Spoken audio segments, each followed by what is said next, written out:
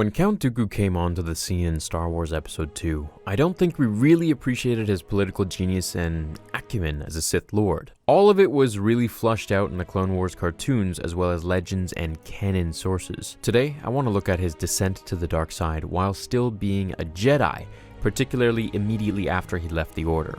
All of this is taken from legends and the Legends novel Darth Plagueis, since I've covered a lot of it in canon. Prior to this moment, Dooku had already expressed his dissatisfaction and disappointment with the Jedi Council and the Republic during private conversations with Senator Palpatine. He told Palpatine he was thinking of leaving the Jedi, and Dooku admitted that he admired Palpatine's care for the disenfranchised of the galaxy, and that he thought Palpatine could be the one to correct the errors of the Republic. Now, I've done entire videos about the intricacies of this conversation, so definitely check it out, since it reveals more about Dooku and Palpatine's relationship, even before he knew he was a Sith Lord. Years later, Dooku would finally leave the Jedi, and Palpatine was one of the first people that he told, which is where we pick it up from the Plagueis novel. And the big question I want us to ask ourselves if we go through this conversation is whether or not Dooku knew by this time that Palpatine was the Sith Lord the Jedi were looking for. Well, here the book records their conversation. "How did the Council react to your departure?"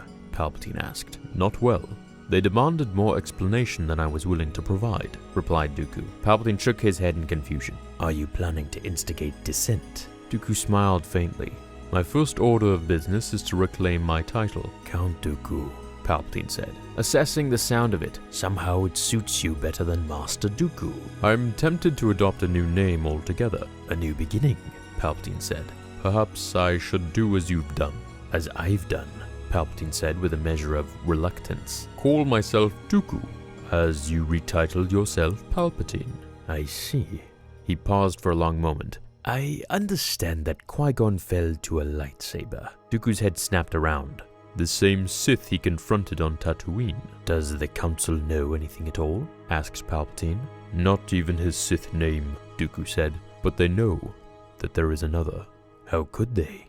"In theory, when the Sith went into hiding 1,000 years ago, they vowed that there should be only two of them at any given time, one master and one apprentice, though through the generations." "Was this one who killed Qui-Gon the apprentice or the master?" Dooku looked at him as they walked. "My every instinct tells me that he was the apprentice. Obi-Wan suspects as much, as well, based on the Zabrak's behavior. The Council is being more circumspect, but naturally they want the other one found." He fell silent, then added, "The Sith deliberately revealed himself on Tatooine and on Naboo.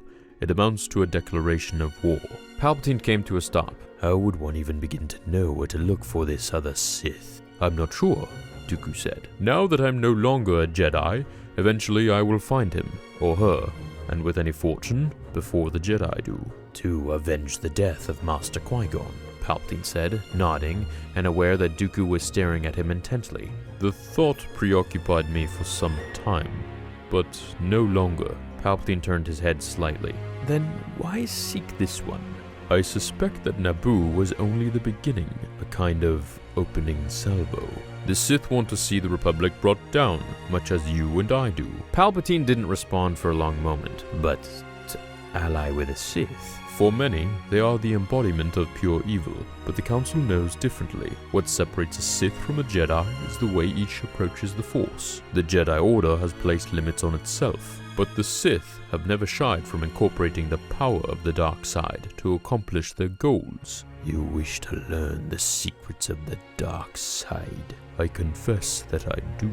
Palpatine restrained an impulse to reveal his true identity. Dooku was strong in the Force, and might simply be attempting to draw him out. On the other hand, "Something tells me that this hidden Sith may eventually find his way to you," he said at last. "And if and when he or she does, I hope that the alliance you forge will help us restore order to the galaxy." Now, I really love this conversation, and my question, of course, is whether Dooku knew at this time, or at least suspected, that Palpatine was the Sith Lord that he was looking for. It can be argued either way, I think, since I believe the author was purposefully being vague about it, but I want to know what you guys think. Was Dooku subtly asking to become Palpatine's apprentice, or was he probing and testing Palpatine to see if his theory about Palpatine's identity was correct, or was this simply an innocent conversation that had way more implications than Dooku believed? Let me know what you guys think, as always, in the comments below. Hope you enjoyed this one, and I'll see you in the next one. Until then, remember,